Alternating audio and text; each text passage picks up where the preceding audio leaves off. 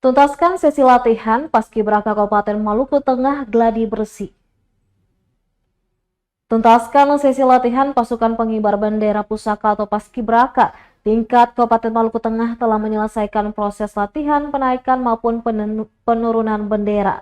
Pantauan Tribunbon.com di lokasi lapangan Nusantara Masohi, Kamis 15 Agustus 2024.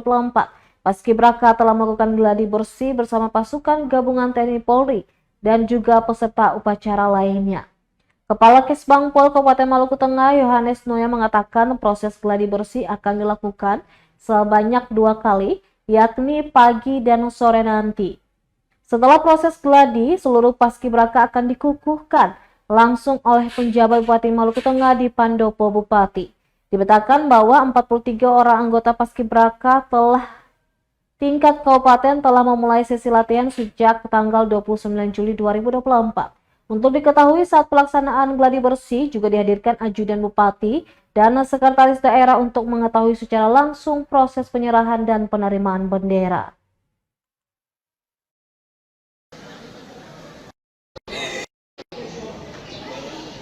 Pundak kiri sanjungan.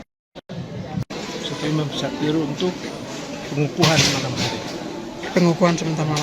Jadi ini hari ini gladi terakhir. Terakhir. Oke. Pengukuhan lalu tanggal 16 itu mempersiapkan diri untuk tanggal 17. Oke. Untuk kenaikan. Oke. Jadi pengukuhan nanti malam, besok itu udah istirahat full ya. Untuk kesiapan. Andika Bayan.